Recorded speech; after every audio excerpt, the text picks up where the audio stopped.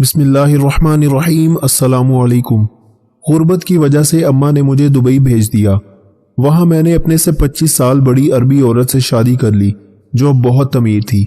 وہ مجھے کوئی کام نہ کرنے دیتی اور رات کو دودھ پلا کر سو جاتی اور ہر مہینے کے بعد میرے گھر والوں کو لاکھوں روپے بھیجا کرتی۔ مجھے اپنی بیوی پر بڑی حیرت ہوتی کہ یہ مجھ پر اتنی مہربان کیوں ہے۔ ایک رات میں دودھ پینا بھول گیا تو اس رات مجھے نیند بھی نہ آئی۔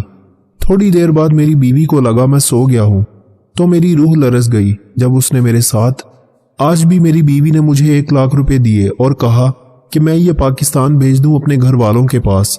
اس کی سخاوت پر میں ہمیشہ ہی حیران رہ جاتا کہ وہ مجھے بنا کسی کام کے لاکھوں روپے دے دیتی ہے اور کہتی ہے کہ اپنے گھر بھیج دو۔ میں اپنی بیوی سے بہت خوش تھا کیونکہ بنا کسی کام کے اور بنا محنت کے ہی میں لاکھوں میں کھیل رہا تھا۔ میں نہیں جانتا تھا کہ جس دن مجھے پتا چلے گا کہ اس مہربانی کے پیچھے وجہ کیا ہے میرے قدموں تلے سے زمین نکل جائے گی۔ میں نے لاکھ روپے لیے اور فوراً ہی بینک کی طرف روانہ ہو گیا۔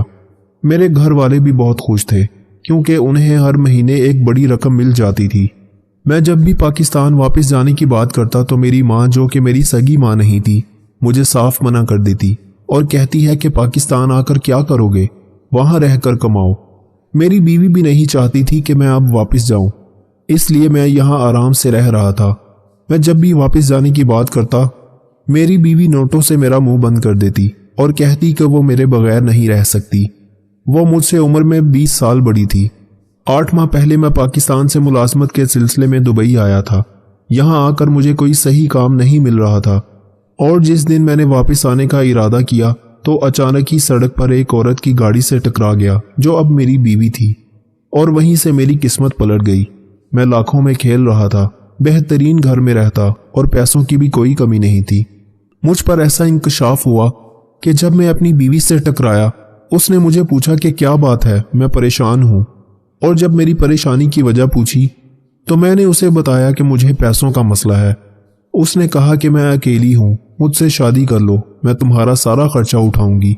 پردیس میں اس سے اچھی بات کیا ہو سکتی تھی کہ مجھے بیوی بھی مل جاتی اور پیسوں کا مسئلہ بھی حل ہو جاتا۔ میں نے بنا سوچے سمجھے ہی فوراً اس سے شادی کر لی اور یوں مجھے ہر مہینے گھر بیچنے کے لیے لاکھ روپے دے دیا کرتی تھی۔ میں کبھی کبھی بہت حیران ہوتا کہ وہ مجھ سے کوئی کام نہیں کرواتی اور نہ ہی مجھے کچھ کرنے دیتی ہے۔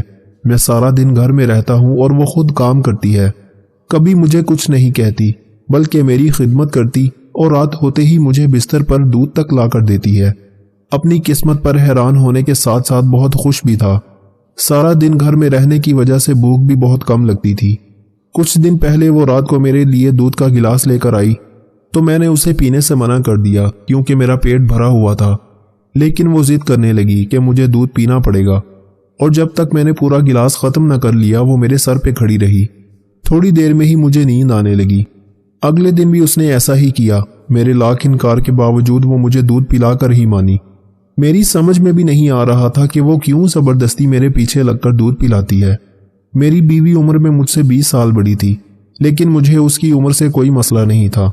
وہ بھی بنا کسی کام کے مجھے اتنے پیسے دے رہی تھی کہ مجھے تو اس کی عمر اور اس کے سفید بال بھی نظر آنا بند ہو گئے تھے۔ رات ہوتے ہی وہ آج بھی دودھ کا گلاس پکڑ کر میرے سامنے کھڑی تھی۔ مجھے نہیں پینا یار، روز روز پی کر میرا جی متلانے لگا ہے۔ میں آج بالکل بھی دودھ پینے کے موڈ میں نہیں تھا، لیکن یہ ایک دفعہ پھر اپنی ضد پر اڑ گئی۔ میں نے کہا ٹھیک ہے یہاں رکھ دو، میں پی لیتا ہوں۔ وہ مجھے گھورنے لگی۔ میں نے اسے یقین دلایا کہ میں پی لوں گا، تم پریشان نہ ہو۔ وہ جیسے ہی دودھ رکھ کر کمرے سے نکلی میں نے فٹافٹ سے سارا دودھ باتھ روم میں بہا دیا اور واپس اپنی جگہ پر آ کر لیٹ گیا۔ مجھے جاننا تھا کہ وہ دودھ پلانے پر اتنا زور کیوں دیتی ہے۔ تھوڑی دیر کے بعد جب وہ کمرے میں آئی تو آتے ہی اس نے دودھ کا خالی گلاس ٹھیک کیا۔ میں آنکھیں بند کیے سونے کی بھرپور ایکٹنگ کر رہا تھا۔ اس نے ایک نظر مجھ پر ڈالی اور بستر پر آ کر بیٹھ گئی۔ کچھ دیر کے بعد اس نے جو کیا میرے لیے ایک دم غیر یقینی تھا۔ میری روح تک لرز اٹھی جب اس نے ہم 2 بھائی اور 8 بہنیں تھیں۔ میری ماں کے سر پر بیٹیوں کی شادی کی فکر سوار تھی۔ ہم کرائے کے گھر پر رہتے تھے اور گھر میں بہت تنگی تھی۔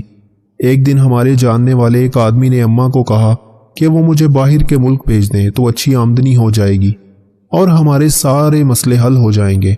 اس نے اماں سے 1 لاکھ روپے لیے اور میرے دبئی جانے کی ساری کارروائی کی۔ अम्मा ने अपनी सारी ज़िंदगी की जमा पूंजी मुझ पर लगा दी थी और अब बस वो यही चाहती थी कि मैं दुबई जाते ही उन्हें पैसे भेजना शुरू कर दूं। जब मैं दुबई आया तो मेरे पास कोई नौकरी नहीं थी, हर जगह ख्वार हुआ, और जब मैंने वापसी की बात की तो अम्मा ने मुझे बहुत जलील किया। वो नहीं चाहती थी कि मेरी बीवी जिससे मिलकर मुश्किलें हल हो गईं। अब मेरी माँ भी मुझसे बहुत खुश थी। मेरी 4 बहनें भी शादी करके अपने घरों में जा चुकी थी। मेरी बीवी मेरे सोते ही मेरे पास आई और उसने मेरे साथ वो सब किया जो मैं सोच भी नहीं सकता था। वो 2 घंटे तक मेरे साथ, मैं जो सोने की सिर्फ एक्टिंग कर रहा था, अपनी जगह साकित लेटा था। मुझे डर था मैंने अगर सांस भी ज्यादा जोर से ली तो वो समझ जाएगी कि मैं जाग रहा हूँ। मैंने खुद पर काबू पाया और उसके आगे ऐसे ही पड़ा रहा जैसे सो रहा हूँ।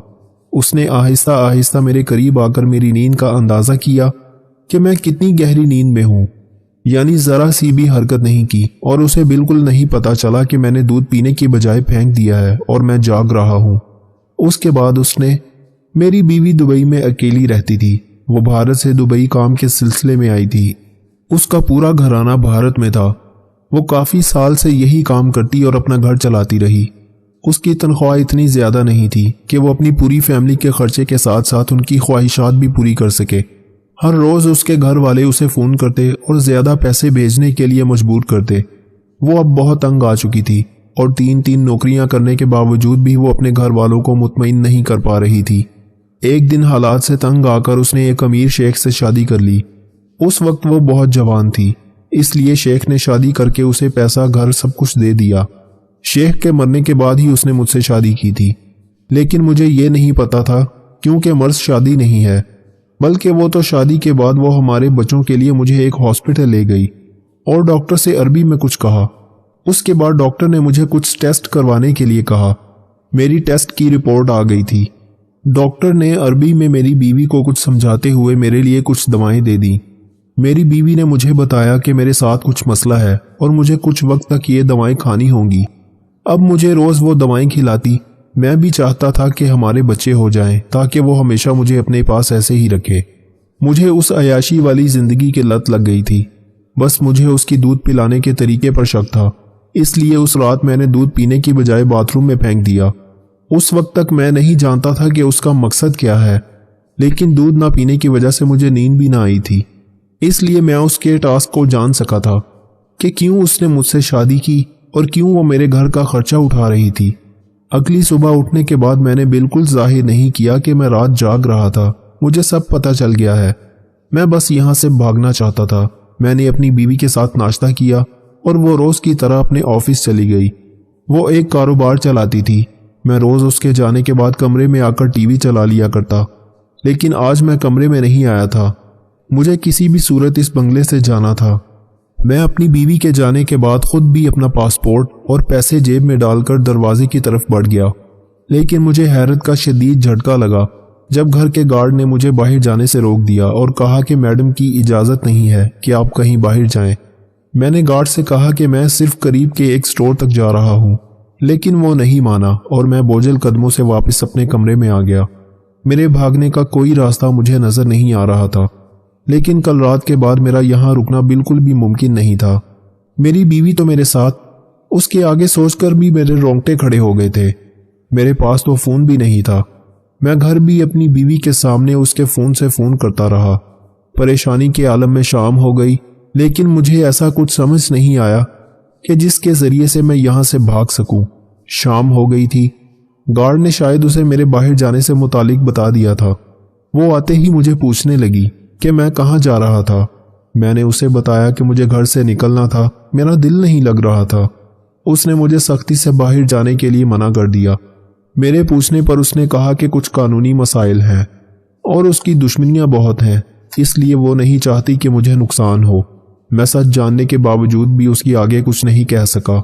उसके टुकड़ों पर पलता था, लेकिन मैं क्या, मेरा पूरा घर ही उसकी वजह से चल रहा था। बस मुझे अब यहाँ नहीं रहना था। मैंने दिल ही दिल में यहाँ से निकलने के लिए दुआ की। रात फिर वो दूध का गिलास लेकर आई। अब तो मैं जानता था कि वो दूध पिलाने के बाद मेरे साथ क्या करने वाली है, तो फिर मैं दूध कैसे पी लेता। मैंने आज भी वो दूध उससे लेकर रख लिया। अब मुझे इंतजार था कि वो कब कमरे से निकले और मैं वो दूध फेंक दूं। وہ جیسے ہی کمرے سے نکل کر گئی میں نے دودھ باتھ روم میں پھینک دیا اور گلاس پکڑ کر بیڈ پر ایسے ہی بیٹھ گیا جیسے دودھ پی رہا ہوں۔ میری بیوی جب واپس آئی تو میرے ہاتھ میں گلاس دے کر مطمئن ہو گئی۔ میں نے پھر سے سونے کی ایکٹنگ کی اور کچھ ہی دیر کے بعد وہ پھر میرے قریب آئی تھی۔ کل رات کی طرح آج بھی اس نے گارڈ کی مدد سے مجھے گاڑی میں لٹایا تھا۔ میں آج بھی جاگ رہا تھا لیکن کچھ نہیں کر سکتا تھا۔ وہ گاڑی میں میرے برابر بیٹھی تھی۔ کچھ دیر گاڑی سڑکوں پر دوڑتی رہی اور پھر ایک جگہ رک گئی۔ میری آنکھیں بند تھیں لیکن میں جانتا تھا مجھے آج بھی وہیں لایا گیا ہے جہاں کل لایا گیا تھا۔ میری جان نکل رہی تھی۔ 2 آدمی مجھے چادر اوڑھا کر اندر لے گئے تھے۔ آج بھی میرے ساتھ وہی سب ہونے والا تھا۔ میرا دل چاہا کہ میں چیخ چیخ کر اپنی بے بسی پر روؤں۔ اب تو میرے رونے پر بھی کوئی اختیار نہیں تھا۔ میرا ذرا سا ہلنا بھی میرے لیے ایک بڑی مشکل کھڑی کر سکتا تھا۔ میری بیوی مجھ پر لاکھوں روپے خرچ کر چکی تھی۔ اب وہ کسی بھی صورت مجھے اتنی آسانی سے نہیں چھوڑ سکتی تھی۔ میں آنکھوں کو سختی سے بند کیے اپنے ساتھ ہونے والی زیادتی پر ایک ماتم کر رہا تھا۔ میری ماں نے اپنی باقی بچوں کی اچھی زندگی کے لیے میری زندگی کی قربانی دے دی تھی۔ میں نے جب بھی اپنی ماں سے کہا کہ مجھے یہاں کام نہیں مل رہا، میں واپس آ جاتا ہوں، تو وہ ہمیشہ مجھے کوستی اور کہتی کہ کچھ بھی کر لیکن وہیں رہ کر پیسے کماؤ۔ اور شادی کے بعد میں نے اپنی ماں کو ہر مہینے لاکھ روپیہ بھیجا۔ اس نے تب بھی مجھ سے نہیں پوچھا کہ اتنا پیسہ کہاں سے آتا ہے۔ آج اپنے گھر والوں کی ضروریات کو پورا کرنے کے لیے میں اس غیر ملک میں اس طرح سے پڑا ہوا تھا کہ میرے ساتھ میری بیوی وہ کچھ کر رہی تھی جو کوئی اپنے دشمن کے ساتھ کرنے سے پہلے بھی سوچتا ہے۔ رات کے وہ 2 گھنٹے میری زندگی کا سب سے مشکل وقت تھا۔ 2 سے 2.5 گھنٹے کے بعد مجھے واپس گاڑی میں ڈال دیا گیا اور ہم پھر ایک دفعہ گھر آ گئے تھے۔ آج بھی پیسے بھیجنے کا دن تھا اور اسی دن میں مہینے میں ایک دفعہ اپنی ماں کو فون کرتا تھا۔ آج جب میں نے اسے فون کیا تو میری بیوی میرے ساتھ نہیں تھی۔ اس وقت مجھے فون دے کر کمرے سے نکل جایا کرتی تھی۔ میرا دل چاہا کہ میں آج اپنی ماں کے آگے پھوٹ پھوٹ کر رو دوں اور انہیں اپنی زندگی کی حقیقت سے آگاہ کر دوں، لیکن فون اٹھاتے ہی میری ماں نے پہلے پیسوں کا پوچھا اور پھر مزید پیسے بھیجنے کا تقاضا کرنے لگی۔ میری 5ویں بہن کی شادی سر پر تھی اور وہ بہت دھوم دھام سے شادی کرنا چاہ رہی تھی۔ میری ماں کے اپنے اتنے مسئلے تھے کہ میں کچھ کہہ ہی نہیں سکا اور وہ بس سرسری سا میرا پوچھ کر فون رکھ چکی تھی۔ میں سرد آہ بھر کر اپنے ساتھ ہونے والے ظلم کو سوچنے لگا۔ آج جب دودھ کا گلاس میرے سامنے آیا تو میں نے اپنی بیوی کو اپنے پاس بٹھایا اور کہا کہ مجھ سے ایک وعدہ کرو، اگر مجھے کچھ بھی ہو جائے تو تم میرے گھر والوں کو باقاعدگی سے پیسے بھیجتی رہو گی۔ میری ماں بہنیں ہر مہینے پیسوں کا انتظار کرتی ہیں، تو میری طرف سے یہ ذمہ داری اٹھا لینا۔ میری بات سن کر وہ کچھ جان گئی تھی، لیکن میں نے اس پہ کچھ بھی ظاہر نہیں کیا کہ میں یہ سب کیوں کہہ رہا ہوں۔ اس نے مجھ سے وعدہ کر لیا کہ وہ پوری زندگی میرے گھر پیسے بھیجنے کے لیے پابند رہے گی۔ وہ مجھ سے جاننا چاہتی تھی کہ میں ایسا کیوں پوچھ رہا ہوں، لیکن میں نے اسے نہیں بتایا کہ میں اس کی اصلیت جان چکا ہوں۔ میں نے دودھ کا گلاس آج اس کے سامنے پورا ہی خالی کر دیا تھا۔ میں خود بھی سو جانا چاہتا تھا۔ اب میں اور اذیت برداشت نہیں کر سکتا تھا۔ مجھے لگ رہا تھا کہ میں اب زندہ نہیں رہ سکوں گا۔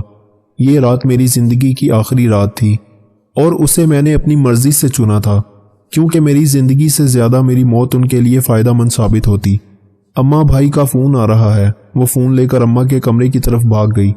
اماں بھائی سے کہہ دو کہ اگر میری شادی کے لیے زیادہ رقم نہیں بیچ سکتے تو ہم سے بات کرنے کی بھی ضرورت نہیں ہے۔ میں نے اماں کو فون اٹھانے سے پہلے ہی اپنی بات کہہ دی۔ اماں نے جیسے ہی فون اٹھایا تو آگے سے کسی نے اماں کو بھائی کے مرنے کی خبر سنائی اور ساتھ ہی بتایا کہ اب ہر مہینے ان لوگوں کو 1 لاکھ روپے کی بجائے 2 لاکھ روپے ملا کریں گے۔ اماں کافی دیر روتی رہی اور پھر انہیں صبر آ گیا۔ ایک بچے کو قربان کر کے وہ اپنے 9 بچوں کی زندگیاں بسا چکی تھی۔ امی نے آنسو پونچھ دیے تھے۔ بھائی کے مرنے کے بعد بھی ہمیں مستقل 2 لاکھ روپے ماہانہ ملتے رہے۔ اس رات جب میری بیوی میرے پاس آئی تو اس نے مجھے اپنے ایک گارڈ کے ساتھ اٹھا کر گاڑی میں ڈالا تھا اور کچھ دیر کے بعد ہم ایک عمارت میں تھے جو شاید ایک ہاسپٹل تھا، ایک چھوٹا سا شہر سے ہٹ کر بنا ہوا تھا۔ میری بیوی مجھے اولاد کے لیے علاج کی غرض سے اسی ہاسپٹل میں لائی تھی۔ یہاں مجھ پر انکشاف ہوا کہ میرا کچھ دنوں بعد آپریشن ہونے والا ہے۔ اتفاق سے ایک ڈاکٹر اردو میں بات کر رہا تھا جو مجھے سمجھ آ رہی تھی۔ مجھے پچھلے کچھ دنوں سے یہاں روز لایا جاتا اور میرے مختلف ٹیسٹ ہو رہے تھے۔ میرے ٹیسٹوں کا تعلق ہرگز بھی اولاد کے ہونے سے نہیں تھا۔ بلکہ میرے تو جسم کے سبھی اعضاء کے ٹیسٹ کیے جا رہے تھے۔ کچھ ٹیسٹوں کی رپورٹ ٹھیک نہیں تھی، جن کے لیے مختلف دوائیاں دی جا رہی تھیں۔ میرے جسم میں خون کی بھی کمی تھی، مجھے ہر رات خون بھی لگایا جاتا اور اگلے دن پھر سارے ٹیسٹ دوبارہ کروائے جاتے۔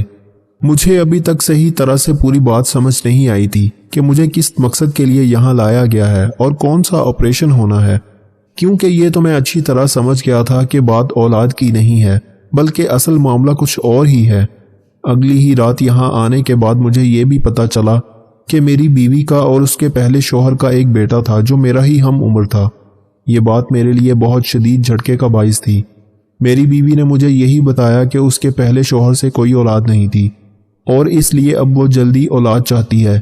اس کے بیٹے کے لیور میں کچھ مسئلہ ہو گیا تھا، جس کی وجہ سے اسے ایک ایسے شخص کی ضرورت تھی جو اسے اپنا لیور دے دیتا، اور وہ شخص میں تھا، جسے اس کی ماں قربانی کا بکرا بنا چکی تھی۔ مجھے اب سمجھ آ رہا تھا کہ بنا کسی کام کے ہر مہینے 1 لاکھ روپے دینے کی وجہ کیا تھی۔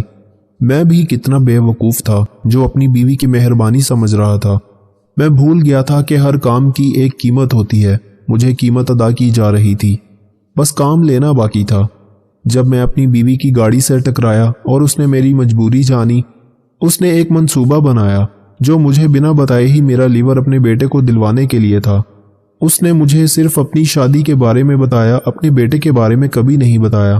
شادی کے بعد وہ مجھے اولاد کا کہہ کر ڈاکٹر کے پاس اس لیے لے کر گئی تھی تاکہ میرا ٹھیک طرح سے چیک اپ کر سکے۔ مجھے عربی نہیں آتی تھی، اس لیے اس نے اس بات کا فائدہ اٹھایا۔ اب جب کہ میری ساری رپورٹس آپریشن کے لیے بالکل ٹھیک آ گئی تھی تو کسی بھی دن میرا آپریشن کیا جانا تھا۔ میری بیوی یہ سب غیر قانونی طریقے سے کر رہی تھی، اس لیے رات کے اندھیرے میں مجھے بے ہوشی کی حالت میں ہاسپٹل لایا جاتا۔ اب جب کہ میں سچائی جان چکا تھا تو میں یہاں سے بھاگنا چاہتا تھا، لیکن میری آزادی کے سارے دروازے بند ہو چکے تھے، اور سب سے بڑھ کر میرے گھر والوں کو بھی میری ضرورت نہیں تھی۔ ان سب کے لیے میں بس ایک نوٹ بنانے والی مشین بن چکا تھا۔ پھر بھی میں نے یہاں سے بھاگنے کی کوشش کی، لیکن میں بھاگ کر جاتا بھی تو کہاں جاتا؟ اس لیے آخری رات میں نے اپنی بیوی سے پیسے گھر بھیجنے کا وعدہ لے لیا۔ میں جانتا تھا کہ اسے پیسے کی کوئی کمی نہیں، وہ لازمی میرے گھر پیسے بھیجے گی۔ میں نے اپنی مرضی سے اپنی موت کا راستہ چن لیا تھا۔ دودھ پینے کے فوراً بعد میں نے ایک خط پر سب کچھ لکھ کر اپنے سامان میں رکھ دیا تھا، جس میں نے صاف لکھا تھا کہ میں سچ جاننے کے باوجود بھی اپنی بیوی کے بیٹے کو اپنا لیور دینے کے لیے راضی ہوں۔ یہ خط میں نے اپنی بیوی کے نام لکھا تھا کہ وہ میرے گھر والوں کو پیسے بھیجنا نہ بھولے۔ مجھے اب بھی اپنے گھر والوں کی فکر تھی، اس لیے میں نے خط میں دوبارہ لکھا، میں جانتا تھا کہ میرے مرنے کے بعد میرا سارا سامان کھولا جائے گا اور میری بیوی تک یہ خط پہنچ جائے گا۔ ایک وہ ماں تھی جس نے اپنے بیٹے کو بچانے کے لیے میرا استعمال کیا، اور ایک وہ ماں تھی جس نے پیسوں کے عوض مجھے ایک غیر ملک میں تنہا چھوڑ دیا۔ میری ماں نے کبھی ایک دفعہ نہیں کہا کہ بیٹا واپس آ جاؤ، نہیں رہ سکتا وہاں تو گھر واپس آ جا۔ بس اسی سوچ نے مجھے یہ فیصلہ کرنے پر مجبور کر دیا کہ میں اس ماں کو اس کی بیٹے کی زندگی تحفہ کر دوں جو اپنی اولاد کے لیے تڑپ رہی ہے۔ میری سوتیلی ماں بھی اپنے بچوں کا بھلا چاہتی تھی، بس ایک میں ہی تھا جس کی زندگی بہت سی زندگیاں بدل سکتی تھی۔ میں نے وہ قدم اٹھا لیا جس کے بارے میں کوئی انسان سوچ بھی نہیں سکتا تھا۔ کبھی کبھی پیسہ جان سے زیادہ قیمتی ہوتا ہے، اور کبھی کبھی جان پیسے سے زیادہ قیمتی ہوتی ہے۔ میری بیوی کے لیے اس کے بیٹے کی جان پیسوں سے کہیں زیادہ قیمتی تھی، اور میری ماں کے لیے میری جان سے زیادہ پیسہ ضروری تھا۔ سب کی اپنی مجبوریاں تھیں، اور پھر اس آپریشن کے بعد ایک زندگی ختم ہوئی تھی اور دوسری زندگی آباد ہوئی تھی۔ ایک بزرگ کہنے لگے، نیک عورت اور بے تحاشا دولت صرف 3 چیزوں سے ملتی ہے۔ نمبر 1 محنت کرنے سے، نمبر 2 اللہ کی عبادت کرنے سے، اور نمبر 3 نظر جھکا کر چلنے سے۔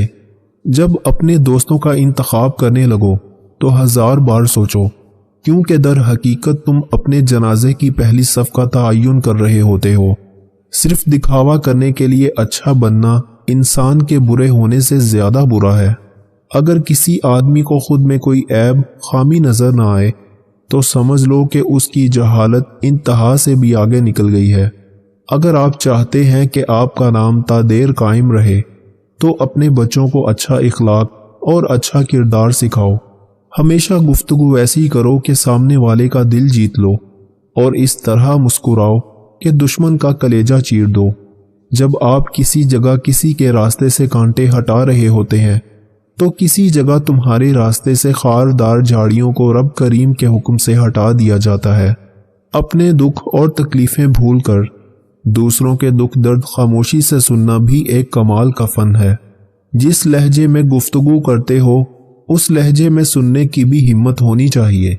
طاقت کی صرف تب ضرورت ہوتی ہے جب کچھ برا کام کرنا ہو، ورنہ اس دنیا میں سب کچھ حاصل کرنے کے لیے تمہارا حسن اخلاق اور حسن عمل ہی کافی ہے۔ جب تک تمہاری وجہ سے کسی کا دل بے سکون رہے گا تمہیں کبھی سکون نہیں ملے گا۔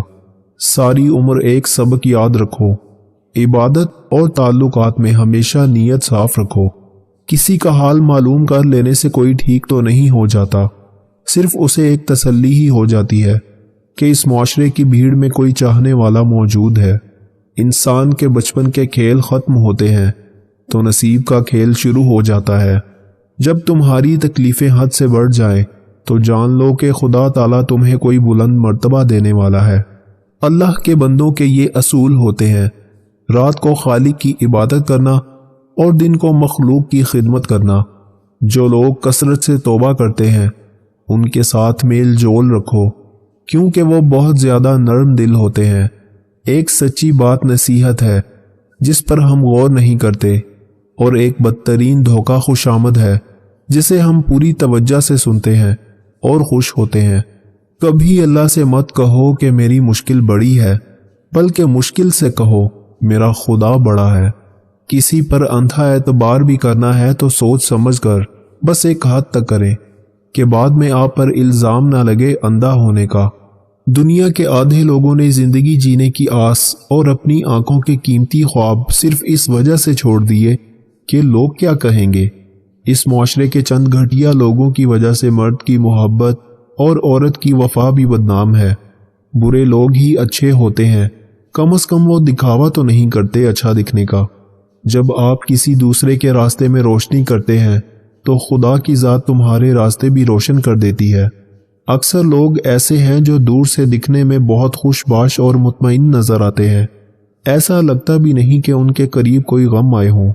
اگر قریب جا کر دیکھو تو پتہ چلتا ہے کہ سچائی یہ نہیں بلکہ دنیا ایک واقعی آزمائش گاہ ہے۔ بزرگ فرماتے ہیں بیوی کو اپنی کمائی نہ بتاؤ، کیونکہ گھر کو چلانا مرد کی ذمہ داری ہے، اسے پتہ ہوتا ہے کیسے چلانا ہے۔ عورت کو اس کا خرچ ضرور دیں اور اس کی جائز خواہشات کا خیال ضرور کریں۔ عورت کے سامنے کبھی رونا مت، چاہے کتنے ہی دکھ اور تکلیفیں کیوں نہ آ جائیں، لیکن اپنی بیوی کے سامنے بھی آنسو نہ بہانا۔ وہ ساری زندگی یہی خیال کرے گی کہ یہ مرد کمزور ہے۔